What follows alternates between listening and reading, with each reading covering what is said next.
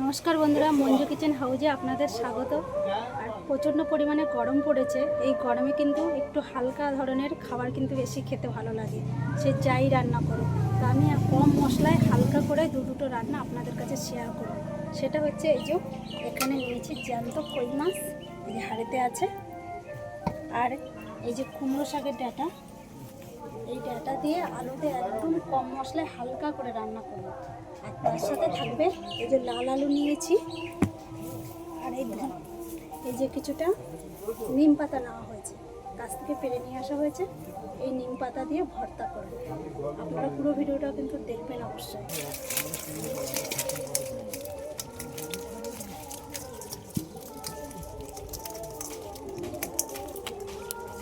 লাফাচ্ছে, জ্যান্ত মাছ তো, এই গরমের সময় কিন্তু এই জ্যান্ত মাছ একদম হালকা করে রান্না করলে কিন্তু দারুণ লাগবে খেতে। এই মাছগুলো আগে কেটে ধুয়ে পরিষ্কার করে নিই, তারপরে রান্নাটা শুরু করব। এই মাছ কাটার জন্য কিছুটা ছাই নিয়েছি, না হলে কিন্তু এই মাছ কাটা যাবে না, কেননা প্রচণ্ডের গায়ে একটু লাল লাল থাকে, ধরা যায় না। ছাই নিলে কাটতে কিন্তু সুবিধা হয়।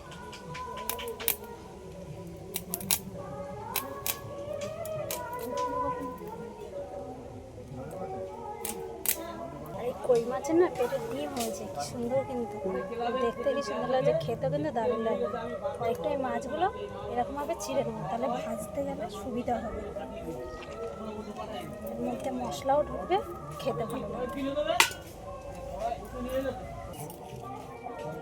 কুমড়ো শাকগুলো এবার আমি কেটে নিচ্ছি। আর যেগুলো পাকা পাকা পাতা, এই পাতাগুলো নেব না, একটু কচি কচি যে পাতাগুলো, সেই পাতাগুলোই নেব।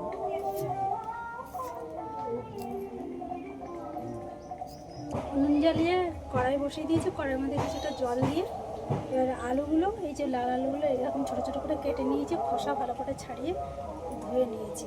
এইগুলো এবার আমি এই জলের মধ্যে দিয়ে দিচ্ছি, ঢাকা দিয়ে দিলাম, সিদ্ধ করে নেবো ভালো। লাল আলুগুলো ভালোভাবে সিদ্ধ হয়ে গেছে, এবার আমি লাগিয়ে নেব। কড়াইতে মশলা ভেজে নেব, জিরে, গোলমরিচ আর দুটো শুকনো লঙ্কা কেটে নিয়েছি। শুকনো লঙ্কাটা আপনারা চাইলে নাও দিতে পারেন, গরমের সময় তো।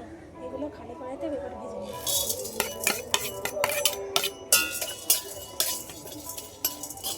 মশলাগুলো একটু হালকা করে ভেজে নিয়েছি, এবার লাগিয়ে নেব।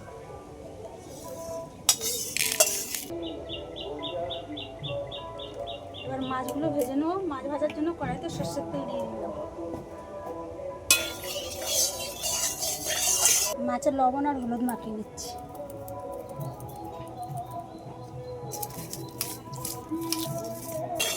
তেলটা ভালোভাবে গরম হয়ে গেছে, এবার মাছগুলো সব ভেজে নেব।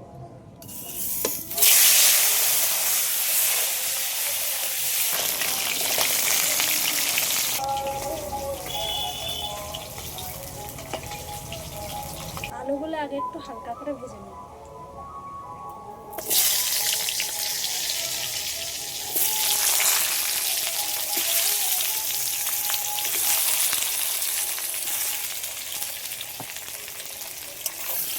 আলুগুলো তো একটু হালকা করে ভেজে নিয়েছি, এবার 4-5টা কাঁচা লঙ্কা ছিঁড়ে নিয়েছি, এটা দিয়ে দিচ্ছি। এবার কুমড়ো শাকগুলো দিয়ে দেবো।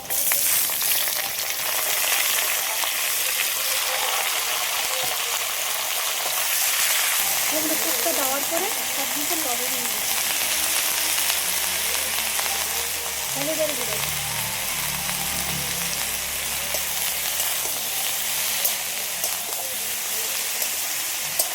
কুমড়ো শাকটা দেওয়ার পরে কিন্তু তার বেশি ভাজবো না, হালকা করে একটু নেড়ে চেড়ে নিয়েছি, এবার জল দিয়ে দেবো।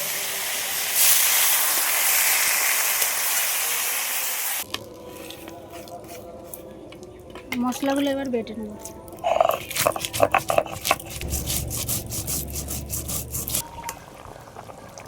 আলু আর ডাঁটা ভালোভাবে সিদ্ধ হয়ে গেছে, এবার আমি এগুলো ঢেলে নেব।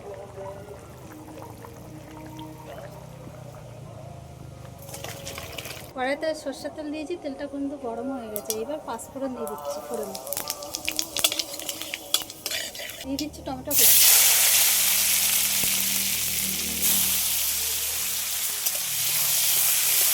এই টমেটোটা ভাজার সময় হালকা করে একটু লবণ আর হলুদ দিয়ে দেবো।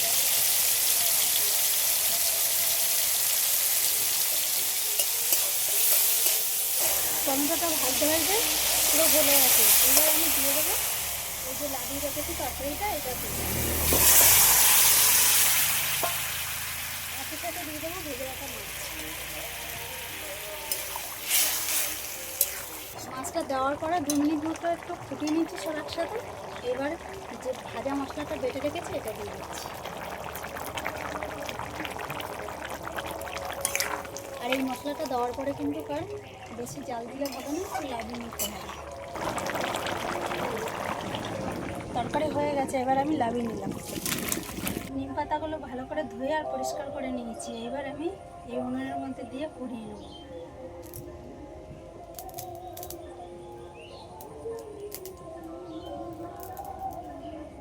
এরকমভাবে একটু উল্টো পাল্টে ধরবো এরকমভাবে, তাহলে সব পাতাগুলো সমানভাবে পুড়ে যাবে।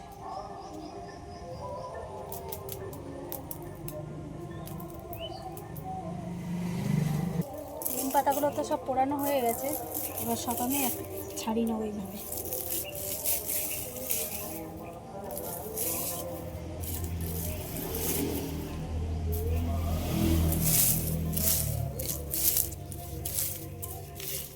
আলুর মধ্যে দিয়ে দিচ্ছি সর্ষের তেল, লবণ, নিম পাতা পোড়ানোটা দিয়ে দিচ্ছি। সবগুলো একসাথে ভালো করে একটু মাখিয়ে নেব।